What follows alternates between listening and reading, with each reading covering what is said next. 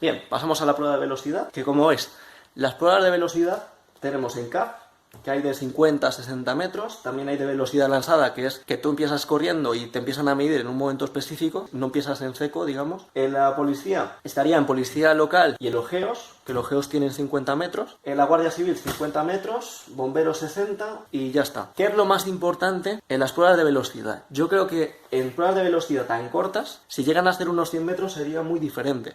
Muy diferente, porque una prueba de 50 y una de 100 no tienen nada que ver. Yo creo que lo más importante en una prueba tan corta es la salida. Entrenar en profundidad la salida, teniendo en cuenta también lo que os he dicho antes de la zancada, de aumentar la longitud de la zancada y también aumentar la relación con el suelo, pero a diferencia de ir solo a 180, aquí hay que ir a toda pastilla, pero manteniendo, digamos, la zancada larga. Un tip muy sencillo es que si quieres aumentar la velocidad de zancada, es que los brazos, cuando los lleves, que también los lleves conscientemente de manera muy agresiva y los muevas muy rápido, porque hay como una especie de reflejo indirecto que hace que si tú mueves rápido los brazos, las piernas también se vayan a mover igual de rápido. Es un tip que yo creo que os va a venir muy bien. Y ya, centrándome un poquito en estas pruebas de velocidad, tenéis que tener una cosa en cuenta. Cuando tú ves una prueba de 100 metros, por ejemplo la de Usain Bolt y eso, los primeros 20-30 metros, o incluso hasta 40, son, digamos, unos metros que se hace para acelerar. A partir de esos metros es mantener esa velocidad máxima hasta que llegas a la meta. Entonces, crucialmente, lo más importante son esos 20 y 30 metros. ¿Con eso qué quiero decir? Que, por ejemplo, en este tipo de pruebas, como la parte de aceleración se hace con un poquito de inclinación, entonces yo practicaría, más que centrarme en hacer, por ejemplo, las pruebas de 50 y 60 constantemente porque fatigan mucho, yo practicaría sobre todo muchas veces salidas hasta 20 metros,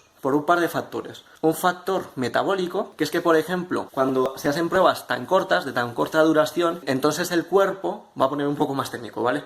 Va a estar consumiendo solo ATP y fosfocreatina. Por eso, en este tipo de pruebas, la creatina suele funcionar muy bien, porque es la vía energética que se está usando predominantemente. ¿Y eso qué quiere decir? Que realmente, mientras le des buenos descansos, la fatiga va a ser sobre todo a nivel del sistema nervioso. Sin profundizar más, os lo voy a decir de manera muy específica. Estas pruebas, las de velocidad, las tenéis que trabajar sin fatiga. Si trabajas velocidad fatiga, no vas a conseguir resultados. ¿Y eso qué quiere decir? De manera práctica. Por ejemplo, yo unos 60 o unos 50 los trabajaría, por ejemplo, en series de 3 o 4 repeticiones con un minuto de descanso entre cada una, y luego entre series le metería un descanso de 3 a 5 minutos hasta que haya recuperado totalmente. Empezaría a entrenarlo con 2 series, tipo de 3 y 3. Luego la siguiente semana, según vaya aguantando, le podría meter o 3 series, o le metería 4 y 4, o podría ser 3, 3, 3, e ir, digamos, analizando la progresión. También otros sistemas que hay también para practicar este tipo de pruebas es, por ejemplo, llevar la frecuencia cardíaca y no hacer ninguna repetición hasta que estés por debajo de las 100 pulsaciones. Es un tip que vi en un libro de alto rendimiento. La prueba de los 60 metros, en este caso, hacían solo 6 series, pero eran series máximas y eran series con ese parámetro. O sea, cuando el cuerpo está recuperado es cuando se hace, porque la velocidad no se puede practicar con fatiga, ¿vale? Es muy importante. No se practica con fatiga. Tenéis que estar en vuestro mejor estado de forma.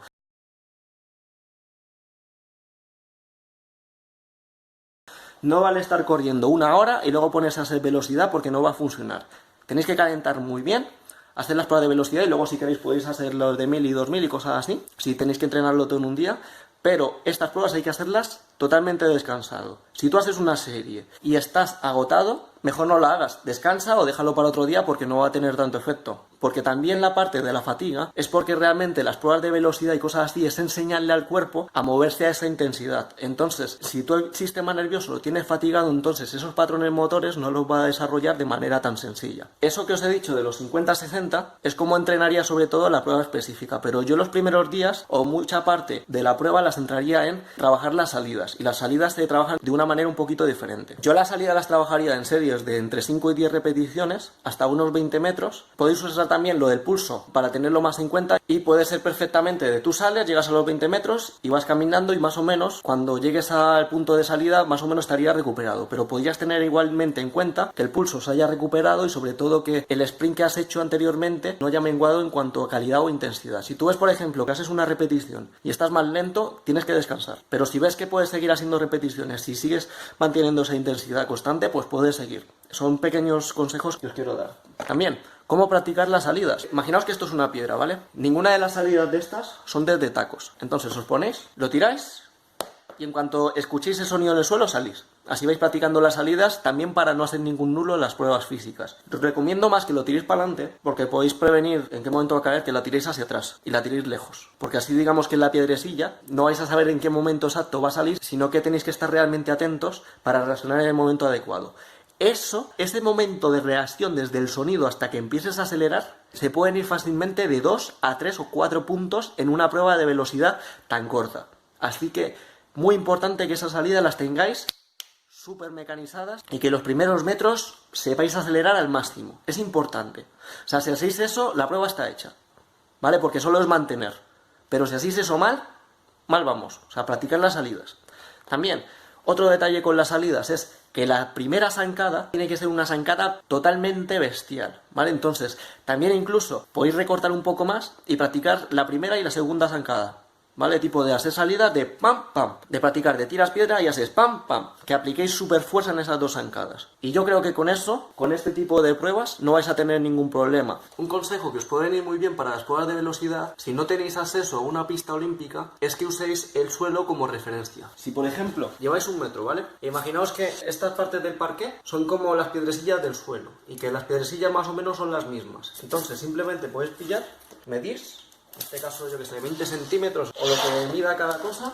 Hacéis un cálculo de cuántas necesitas para sacar 20, 60, 50 metros o los que quieras. Y luego las cuentas y luego pones una marquita, a lo mejor con Edwin, si vas a estar entrenando ahí constantemente, con una piedra o con lo que quieras. Y así tienes la distancia ya medida y puedes entrenar en esos lugares con una distancia específica. Otro ejemplo es que si por ejemplo medís más o menos cuánto hay entre farola y farola, yo creo que normalmente las farolas las ponen cada 15-25 metros, entonces podéis usar las farolas como referencia. En el caso de estar practicando las salidas, pues las farolas pueden ser de mucha utilidad. Y es eso, un tip sencillo. Medir cosas del suelo que sean homogéneas, que estén en serie, luego cuentas cuántas hay, lo multiplicas y así ya más o menos tienes una referencia de cuánta distancia estás recorriendo.